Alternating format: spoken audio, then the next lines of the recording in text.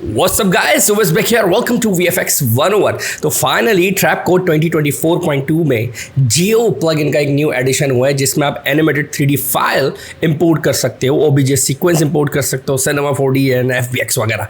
तो चलो स्टार्ट करते हैं। तो फिलहाल आप चाहे ब्लेंडर के यूज़र हो या सिनेमा 4D के, तो जस्ट इंपोर्ट करो अपना एक FBX या कोई भी आप एनिमेशन क्रिएट कर लो सॉफ्टवेयर में with the help of bones और एनी ट्रांसफॉर्मेशन टूल। और अगर हम इसको प्ले करें तो ये कुछ हमारे पास बनते हैं 31 frame.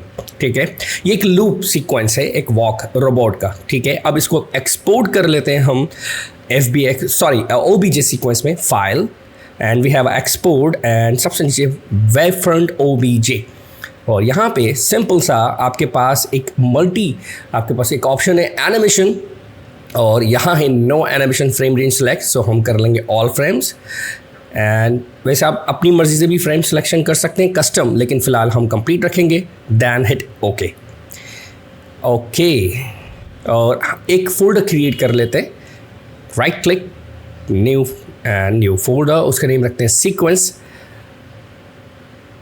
Then this one, and sequence के लिए 1AB हम रख सकते हैं, 1 रख लेते हैं। और आप देखेंगे 1 बाय 1 जो हमारा वॉक साइकिल है वो sequence by sequence OBJ sequence में कन्वर्ट होता जाएगा। Then jump to the Adobe After Effects, और यहाँ आके हम इंपोर्ट कर देते हैं सीक्वेंस। अगर आप नोट करो यहाँ लिखा है 3D models for use with Trapcode sequence, यानी कि बड़ी आसानी से ट्रैपकोड सीक्वेंस इसको इंपोर्ट कर लेगा। तो हमने ड्रैग एंड ड्रॉप किया टाइमलाइन के ऊपर अपना 3D मॉडल सीक्वेंस, क्रिएट कर लेते हैं एक न्यू सॉलिड लेयर, और इसको पहले रीनेम भी कर लेते हैं। और एक काम और करते हैं, रोबोट वॉक 31 फ्रेम का है, आज इसमें हम लूप भी क्रिएट कर लेते हैं। Right click interpret for it, और यहाँ के मेन, और यहाँ के हम जस्ट 6 सही रहेगा। देन हिट ओके, और ये अब हमारा लूप क्रिएट हो गया, जनरेट बन गया। Then layer new and create solid layer, और यहाँ के जस्ट रोबोट वॉक, और इसके ऊपर हम अप्लाई करेंगे effect magic Red Giant Trapcode, and we have a geo plugin है। चलिए जी, ये लोड हो गया है। देन यहाँ आप देखोगे कि बाय डिफ़ॉल्ट एक ज्योमेट्री आया है स्फीयर, लेकिन हमें करना है कस्टम पे क्लिक, क्योंकि हम अपना मॉडल इंपोर्ट करना चाह रहे हैं। और यहाँ आके जो रोबोट हमने जो इंपोर्ट किया है सीक्वेंस OBJ, उसकी लेयर सेलेक्ट कर लेंगे। टना, तो आपके सामने ये आ गया एनिमेटेड आपके पास ऑब्जेक्ट। और यहाँ पे आप इसको पोजीशन देखिए, जैसे वॉक साइकिल है, क्योंकि डेप्थ आपको क्रिएट करनी है, एक डिस्टेंस। तो सेम आपके पास जैसे एलिमेंट 3D में आप वर्क करते थे, या दूसरे किसी 3D सॉफ्टवेयर में पोजीशन के थ्रू आप डेप्थ क्रिएट करते थे एनिमेशन की Z डायमेंशन पे, वो आप इजीली कर सकते हो। तो की अप्लाई किया, और Z डायमेंशन का मिलता है 1500, और यहाँ आके जस्ट इसका रख लेते हैं -1000 आई थिंक, या फिर बेहतर रहेगा 500 या जैसा भी। तो ये इस तरह से वर्क करते करते आना शुरू हो जाएगा। तो ये हमारे पास एक सीन क्रिएट हो गया कि इसके ऊपर जो है ना हमने ये जनरेट कर लिया। प्लस अब बारी है इसके टेक्सचर की, इसमें जो है हमें इंपोर्ट करना है। तो जब ये मॉडल आया तो टेक्सचर की सोर्स फाइल थी robot DD stand for diffuse, यानी डिफ़ॉल्ट कलर। और ये आके इसको हम ड्रैग कर लेते हैं टाइमलाइन पे, और इसको फिलहाल हाइट। देन सेलेक्ट करेंगे जियो इफेक्ट लेयर, और हमने सिंपल सेलेक्ट करना है जो फिजिकल बेस मटेरियल है उसमें रोबोट टेक्सचर का। तो आप देखोगे यहाँ पे वो टेक्सचर भी आ जाएगा। सेकंड, अब बारी है लाइट्स की, रिफ्लेक्शन की इन्वायरमेंट से मैच करने की।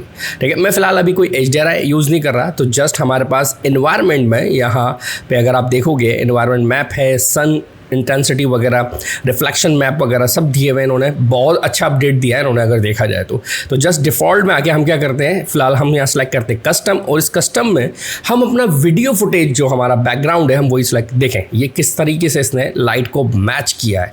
और ये बहुत कूल इफेक्ट है, बहुत कूल है। अगर इसकी जगह HDRI भी होता तो भी बहुत अच्छा आता।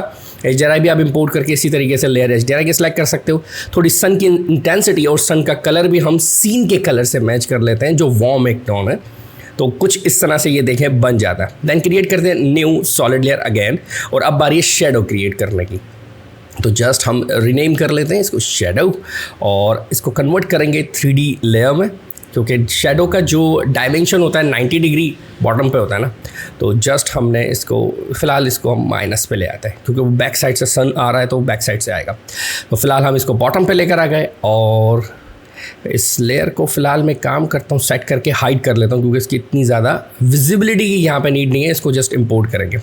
देन अगेन जियो लेयर सेलेक्ट किया और यहाँ आके हमारे पास एनवायरनमेंट में है एनेबल शेडो कैचर, शेडो को कैच करेगा और उसके लिए लेयर थी और हमने अपनी सेलेक्ट करी शेडो लेयर। यहाँ आके सिंपल सी जस्ट क्लिक किया और आप देखोगे शेडो आगे टनल।